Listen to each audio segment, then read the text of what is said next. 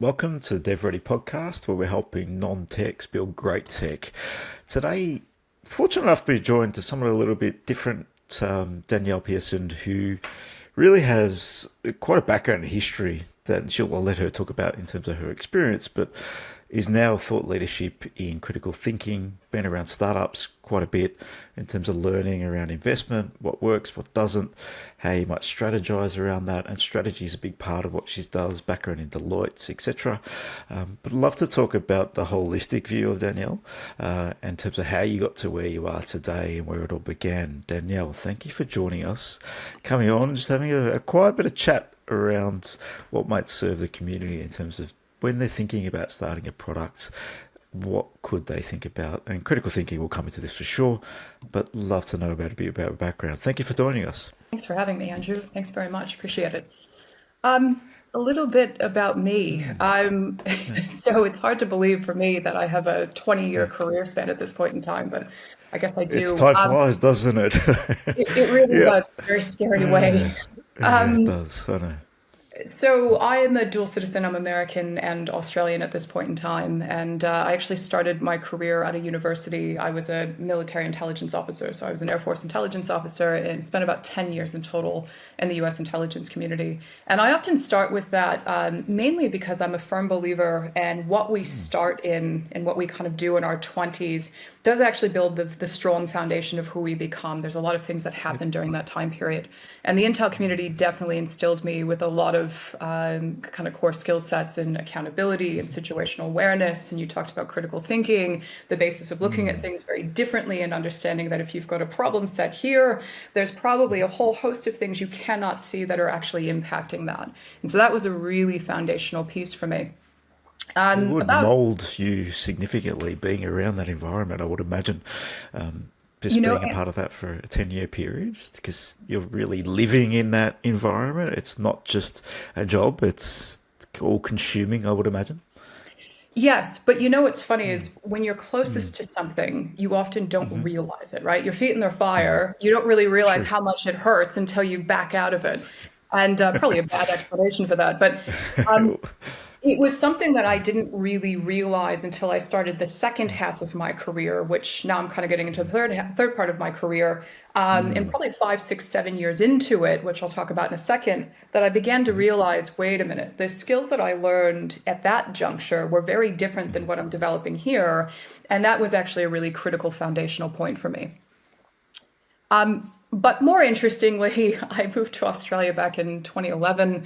I actually came over via Deloitte, so I'd been with Deloitte in the Okay. US, and Yeah. then I started my tech time. So I entered into Salesforce. I was at Salesforce for about 5 years.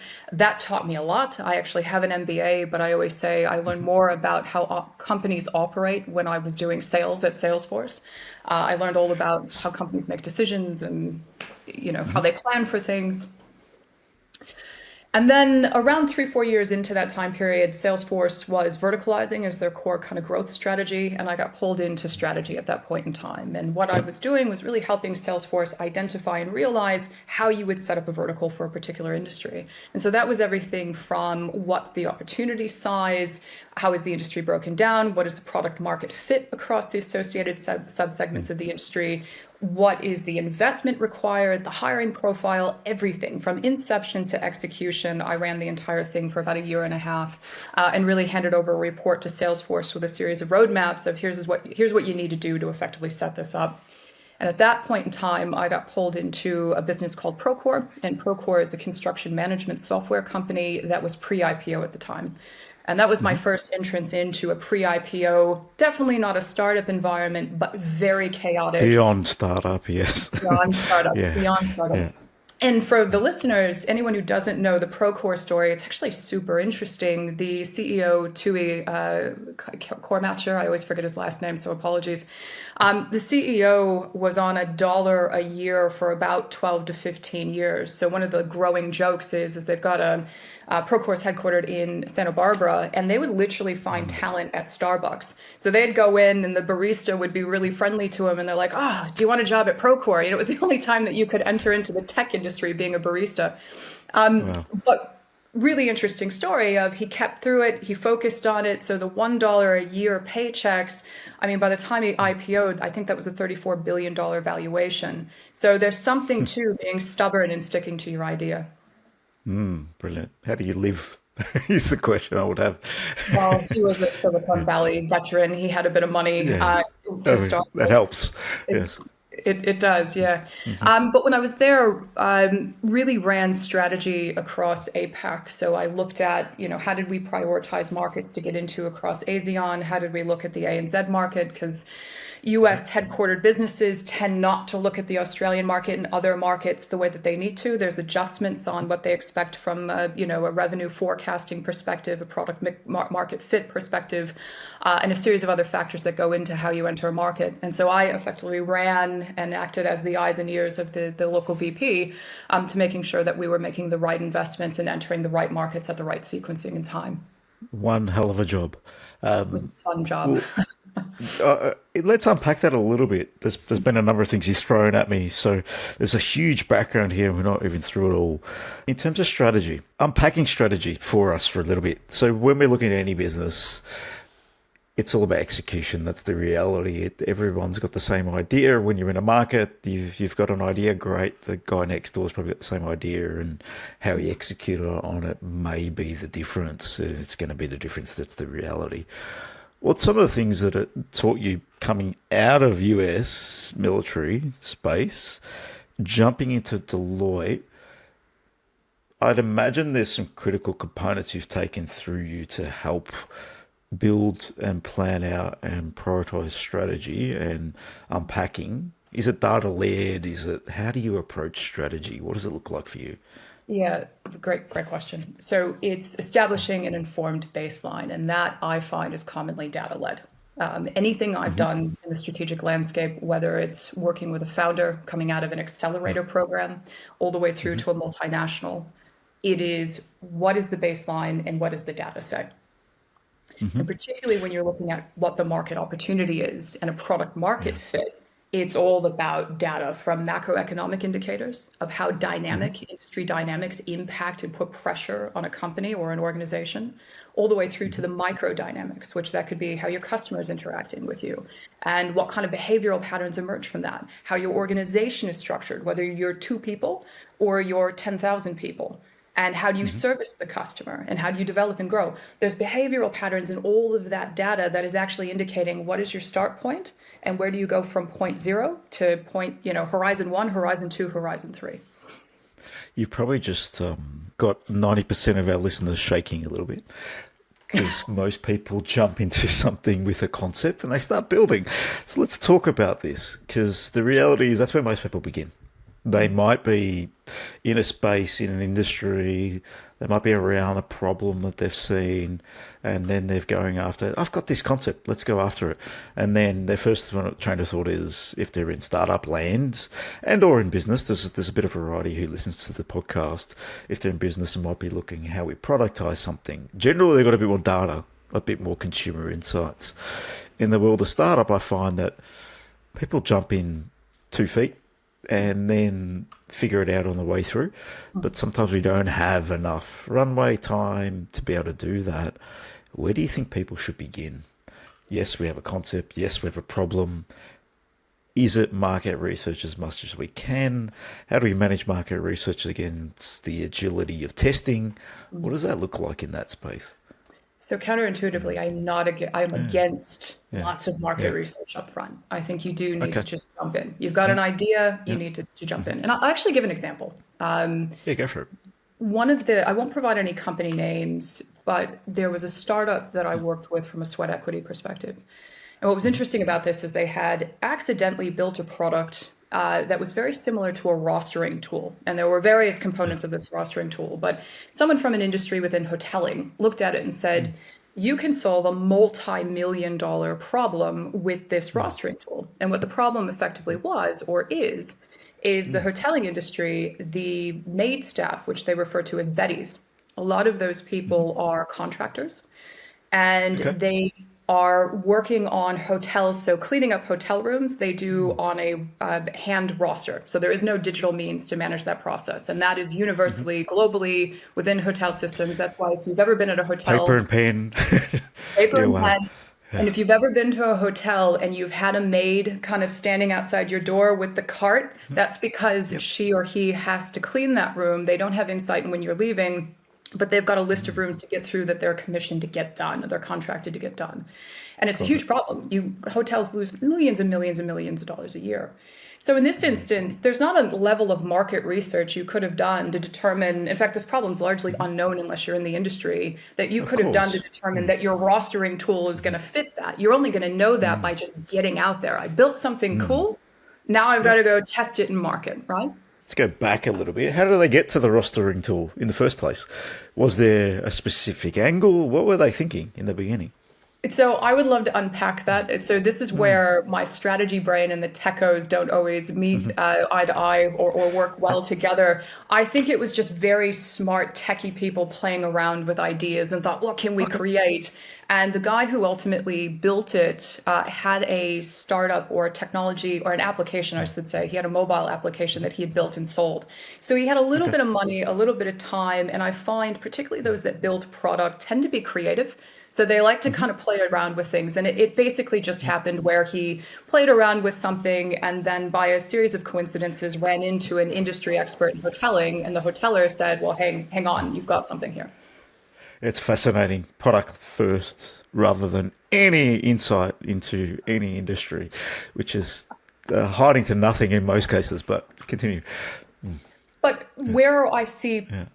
people go wrong, and I always say there's a spectrum on this, and I've seen this in my days, and part of my background is angel investment with an organization called StartMate, which is, Yep. if people aren't familiar with StartMate, they're That's one affiliated of the with Black. reasons why we connected. I did see you're Yeah, involved in Startmate, so it's definitely an area that intrigues me as to why, how, what you're around. yeah, yeah. Um, but you'll see kind of three. I hate to bucket people into three groupings, but we'll do it for this. And if you think of a continuum, you see kind of three groupings, right? You see one to the far left, which is kind of the I want to be a founder. I want to be in the startup business because it's sexy and it's cool, and I've got this idea and I'm going to go out with it. Then you've got on the other, let's say the right side of the continuum of these people that are very dogmatic, have drank their Kool-Aid, they're very emotionally and passionate in what they've done, and they're kind of sitting on this side. And then you've got the people in the middle, and the people in the middle of the continuum are kind of what I'm asking your listeners to be more like.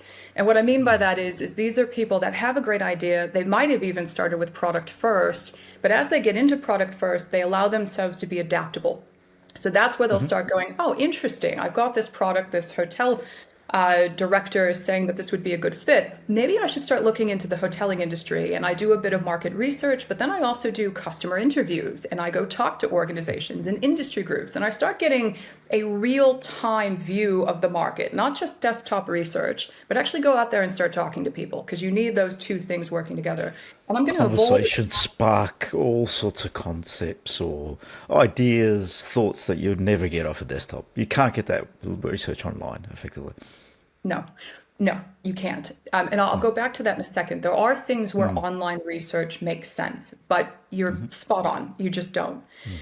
Now, what I've seen in that arena, that kind of middle ground, is those people adapt their offering. So what your offering and product is on day dot versus 3 months versus 6 months, 12 months, 24 months should be constantly evolving. You should be agile. What you get from the left and right, I find, and this is where you've got 90% of startups fail, is either you didn't have enough emotional investment in what you were trying to solve, and therefore you just kind of fall flat, where the interest was more, I want to do a startup and be acquired and kind of isn't this great? Or on the The opposite side, realization comes after 6 to 12 months that, well, this isn't quite sexy as I thought it was. Yes. it's a lot of work. Yeah. Or you're on this other side of the spectrum where you've kind of, and forgive the term, you've drank a little bit of your own Kool-Aid. You're not backing off from the fact that while you've created something cool and you're emotionally invested in it, right now there's not a market for it, or there's not a buyer, or you need to adapt and adjust. And sometimes I find that these are the most passionate people, and they're the ones that will stick around until the very last dollar. but they have kind of a problem in adapting their technology and therefore kind of fall flat because there's no effective market for it. So they're continuously just sticking to the same beat of their own drum. And this is the concept, this is the product, and this is who we're going after, and not willing to evolve with it. You have to evolve. The reality is, I've been in business since I was 22, which is close to 18 years now, which has evolved. But the business has changed continuously. Every business will change, and then every product will change, every offering will change. We sell to different people than we used to sell to 15, 20 years ago. That's the reality. And I think that's what startups need to understand is, I 100% agree. You might build a product first, but that product may be better in a different market, or may be better if you did this, this, and this, and then that market opens up. And you don't know that until you have conversations. The other problem I find in the world of startup is maybe it's that on one, doesn't matter where they are, they don't like to communicate their ideas. They think that I need to build these behind a closed curtain, and then I'll come out in 2 years' time when the product's perfect. And perfect for who? Perfect for you, perfect based on what? That is another area. I don't know where they would sit, but they probably sit on more that dogmatic side because they're really honed in on the concept. Yes, this is it. This is what's going to make a big impact to industry. I'm going to be able to sell this. And they come out and they say, I've got a product. How do I market it? Who do I sell it to? That's the scary part in some instances. Like, what are we really trying to achieve? Is it to serve our ego, or is it to create an impact? What is it? It's quite fascinating, the psychology behind the world of startup as well. Yeah. Sorry, so many, as you were speaking, so many Yeah, instances kind of popped into yeah, my head of going, I've seen that, I've seen that, I've seen that. The other thing is, if you do develop a product behind closed doors, and let's say yeah, you do take yeah, 24 months, the yeah. market shifted at that point in time. So whatever you were doing 24 months ago, it's not True. relevant anymore, you know? Which is scary. And it is shifting that quickly. And it's how do we maintain and stay on course when the market's shifting that fast? It's quite a difficult one in the world of startup right now, in my mind. To just, you must be on in tune with your market every day. Reality is, and what's happening in the market, where it's sort of going, what it's pivoting to, what your customers are buying, what are they using, what you thought your customers were today might not be your customers tomorrow.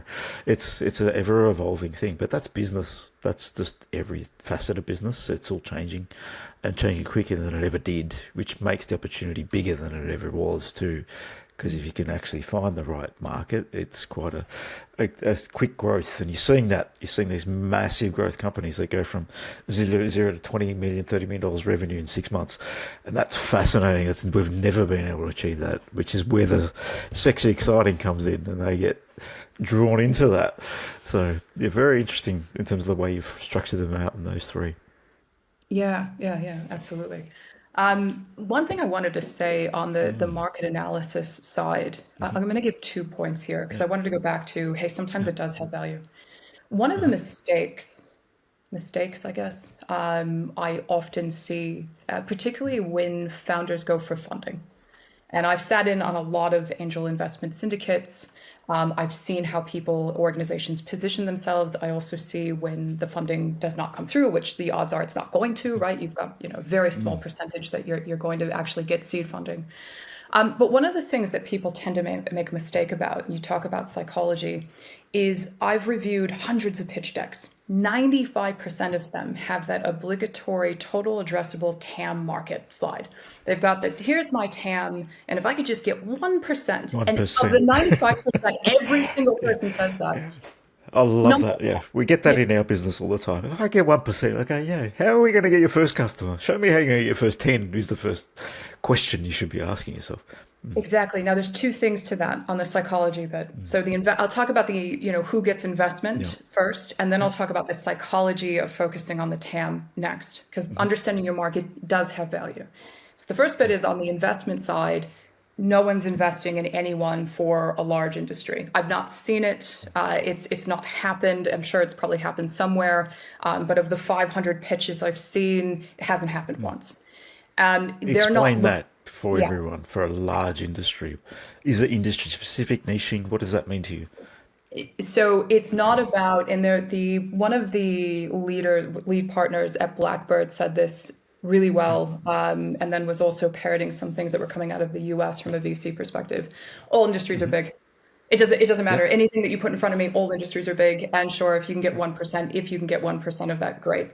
What actually it comes down to is a couple things. So one Mm-hmm. is, do I think I can work with this person? Are you compatible?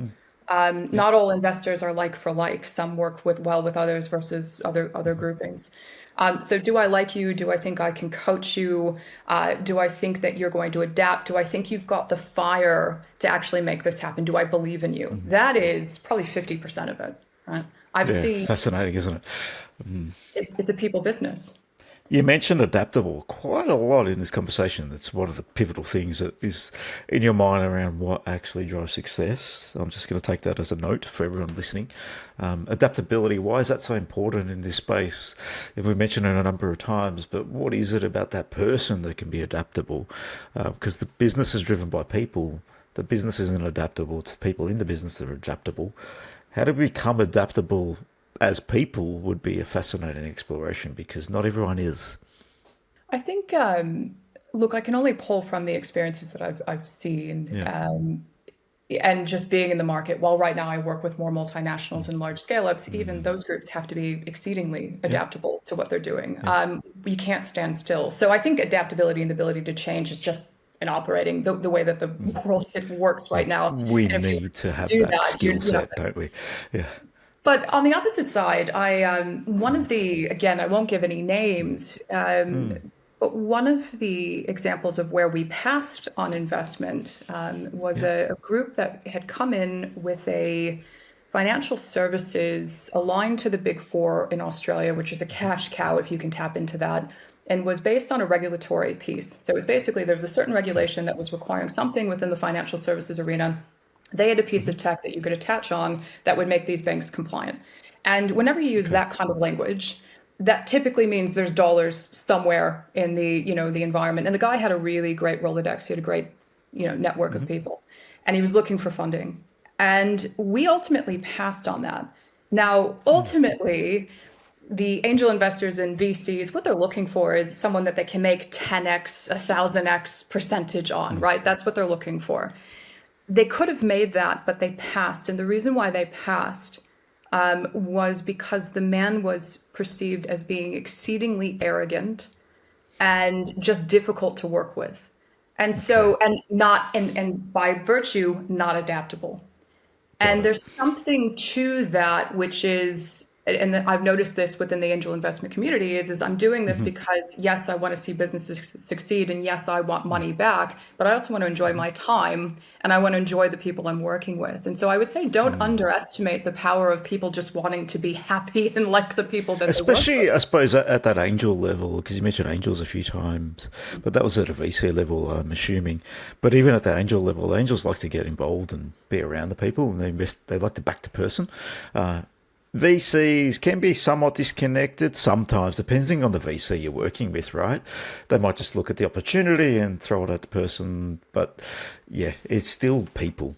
And you see, everyone that gets generally invested has a bit of flair about them. Not too arrogant, but can hold a conversation. Maybe got a bit of sales nous about them. They got something there that really draws people to them. Secondly, adaptability is critical. And then from my mind, I think that relentlessness is also important in the world of startup.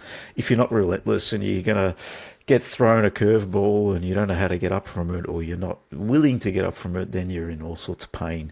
Probably the harder one to find, I would say, when you're having a conversation with someone, unless they've got some serious experience behind them. And where it's looking at the other areas where you end Yeah, up getting yeah, funding on the relentless yeah, piece, a relentless yeah, piece is yeah. how much activity did you get? If you're a tech company, how quickly can you get to 1 million subscribers? Where are you today? What did you accomplish over the last month? Yeah. That's how they're looking at the relentless aspect of how much you're getting on and moving the needle. But some Sure. of the other areas they look at is, and it's almost on the opposite side of the spectrum, which is activity based, make things happen. I've also seen investment go all the way towards, do you have a really novel idea? So one of the examples, 'cause it's the polar opposite of what we just talked about with the It million is. subscribers in the next 12 months. There was one company we invested in that basically was able to identify satellites that would soon be decommissioned and pull them Okay. out of space within 30 minutes and effectively get them back onto the ground, which is just crazy. I mean, if you want to talk about highly intelligent, kind of capable people, that's just Yeah, high tech. yeah, Yes, that's agree. otherworldly. Yeah. Yeah. Complete opposite side of the spectrum, right? You can't show a million subscribers in a short period of There's time. In no fact, million subscribers. No, there isn't. Yeah, but he's solving a critical problem that's happening up in our space right now with space junk flying around everywhere. Yeah. it's a critical problem with about one or two buyers, right? Yeah. I mean, if I'm Optus and I put a satellite up into space, and this is where getting back to understanding your market is actually really important, not from a TAM perspective, but from an obtainable market perspective. And I'll talk about the difference in a second. Yeah. But in that instance, I'm not going to show relentless hyper growth, but I've got this amazing idea, and capability with only one or two buyers. And knowing who those buyers are, how to communicate with them and engage with them is really critically important. Oh, the whole business can change with one of them buying. That's the other thing, right? So, and then your path to exit might be just selling to those companies, or what does it look like? It's a very different proposition then. It's high risk, right? That's everything in startups high risk, but having one or two buyers, that scares me more than having the ability to impact multiple. But the advantage of having one or two buyers is we just got to relentlessly dig in and solve the problem for the one or two buyers, and eventually see if we can tick that to say yes, let's go. So it's a different type of sale, isn't it? It's that Yeah. whole enterprise. Could take years before we get commitment. That's the reality. We have to fund those years before we get commitment. Yeah. Yeah, Yeah, exactly. But the last thing to round this out yeah, is I said, look, I'd handle this from who gets invested from don't do the TAM slide, whatever you do, please don't do the TAM slide. But the other thing is why, yeah, that's the one message, adaptability and please ditch the TAM slide. Those are the two things. yeah. But the other reason why total addressable doesn't really work is the psychology behind it. And what I mean by that is if you take the really easy example, which is the shoe market, right? You've got a specific type of athletic shoe. Your total addressable market might be $100 billion, but your obtainable market might only be 100 million. So by saying I get 1%, I get a million, it's not really compelling. But why you want to focus on your obtainable market is actually where the rubber meets the road. So it goes, okay, of my obtainable market, here are my class of buyers. Here are my customer types or segments, for lack of a better word. Here are the behavioral patterns of how these buyers and these industry dynamics influence what I do. Here are the geographies. Here are the digital and analog channels that I need to engage with. And so by not thinking TAM and thinking obtainable market, which is market research, you Yes. start to adjust your own activity list of what you need to do and how you prioritize that. You begin to look at it differently because it's now how do I execute to actually Well, that's get going to enable you to execute, right? So if you've got a class of buyer and this person is XYZ in an organization, we can find those people on LinkedIn. We can start communicating with those people. We can build communication specifically to their problem set, not just 1% of the market. What does that mean, right? So it does, yeah, like you said, impact what you're doing on a day to day. Because reality is we're trying to build a business here, not just trying to raise money too. I think people get lost in it. Let's just raise capital. But in the end, we need to generate revenue to raise capital. It doesn't just come, one doesn't come without the other in most cases. The raising capital item, and it'd be interesting on your view over your last, I think, 18 years or 22 years, forgive me, I forgot the number, but a long Yep.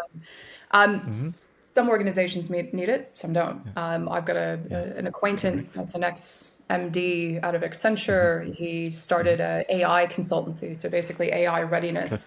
How Yep. ready is a particular organization? And I think his first kind of customer was actually Bunnings. May not be able to say that, but nonetheless, I have. On We don't know very who he is. That's okay. it's fine. But basically looking at the market or looking at the organization and going, okay, how ready are you to advance artificial intelligence and use ChatGPT across the organization and things like that? He didn't have a cent of funding. Doesn't make any Yep. sense for him to go after funding, and he's No. profitable within this first 12 months of operating. Where you've Yep. got the example of the hoteling, the maid, the Betty technology that I talked about, their commercial model based on the dynamics of the industry, they can only charge on a per monthly basis. So they're looking at monthly recurring revenue and they're only charging about $5 per month for revenue. For them to be Yeah. Well. profitable, they need high volume, but they're never going to get to the high volume unless they have capital. So I guess on the point that you just made, which is there's certain Yep. industry dynamics and dynamics of your company that are going to determine should you be going for that capital injection or can you bootstrap it? And that's a really Yep. important inflection point. That's fair. If you are that low cost, high volume product, likely is you're going to need capital. That's you can probably paint that picture quite easily, unless you're self funding from another revenue stream. Now I've seen this in businesses that spin out products and they've got a profitable business over here and they've got a concept and then they spun out a product as a result of it and then they're impacting their industry because of it and they're able to do it themselves. I've seen that occur. I've never seen. I've seen enterprise still required a bit of capital to get there for enterprise sales because you got the long buying cycle. In his case, if he's a one man, couple of people show, you could actually bootstrap that quite easily. But if you need to build technology to support the outcome, then the problem lies. So if you needed to spend a couple of $1 million in tech and then go and funnel it out to Bunnings, in that case, then it's going to be difficult. So it's just really, I think, case by case, like you said. Yeah. Yeah. Yeah. Everyone's going to be in a different place. I think the consulting angle, the types of businesses, you can bootstrap because you can find revenue a lot easier in the world of consulting than you can in a technical product that you need to sell or get a lot of high demand or high volume customers onto. Though what I'm seeing a lot Yeah. lately, and you kind of just touched upon it, which is, and I've seen this Yep. on a few occasions where you've got a consulting base and then you run into, Yes. well, hang on, I can actually fix this via technology. But the Yep. consulting base funds Yeah. the development of that Yes. technology. And Yeah. clients can at times fund the development of that technology, depending on the client. Like, I'll tell you a bit about us. We're a technology business. That's what we are. So we effectively have funded our own products across the journey. There's also built-in equity in other different businesses along the journey. But one of the interesting stories is a product we have in pharmacy. Very niche, very specific industry. We had an initial client in that space for probably at the beginning of our business life cycles, about 3 years when we started, 3 years in, where they needed a specific product to help with marketing in their business. 5 years later, they needed to evolve it. And I saw a bit of an opportunity. Okay, let's have a go. So I basically had a conversation and got the client to fund the build of the product from a seeding perspective. Did a bit of revenue share on a period of time. We owned the IP in the end. So they self-funded a product for us, and that's continuously driving revenue for the business. It's quite a fascinating. There's different dynamics and ways to build things because the customer just wants the outcome. They don't really care about the product stream. That was very niche. It's not a big, highly scalable business, but it's a profitable one. That depends what you're after, and sometimes you'll see those opportunities in consulting.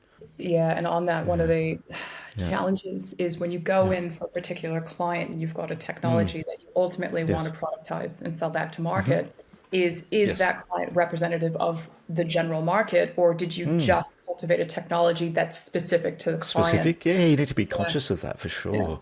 Yeah, because you will. We have found that, and you had to customize for different clients because that client was different to the others, and it's true. There is that happens, but it's there are, like you said, in the way of consulting, you can bootstrap in different areas for sure. yeah. Yeah. But on that particular instance, I've had a few Yep. companies Yep. that have been lucky enough that they've been startups. So one of them now is has got their Series A, but they started Yep. off as a consultancy and strategic workforce planning. They built an AI-enabled strategic workforce planning tool. You kind Yes. of intuitively, Yeah. psychologically think, well, I'm a small Yeah. business. I should be Yeah. offering my services to small businesses. But actually, Sure. no, their Yeah. product was complex. So they required more complex environments. And so their first client was the United Nations. And talk about Oh kind of, wow. That yeah, first client. their That's a first nice one for the Rolodex. Yeah. Yeah. exactly. Good And they on 'em. actually got it Yeah. through writing thought Yeah. leadership. The UN basically did a Google search and they popped up and said, wow, you really know what you're talking about. And over the long Yeah. haul, signed to this Yeah. client. But the reason Wow. why I'm saying that is that what they were very conscious of is while that's awesome to land the UN as your first client, make sure that you're not creating a product that is solely for the UN. The And I think UN, that's one yeah. of the challenges, particularly being pre-Series A, of not getting Yes. too embedded in the client.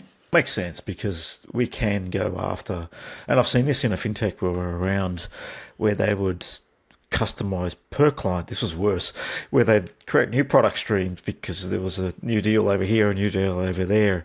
And I found that fascinating. And they sort of got a little bit lost and they had to really throw some stuff out to start churning a right course to serve a market.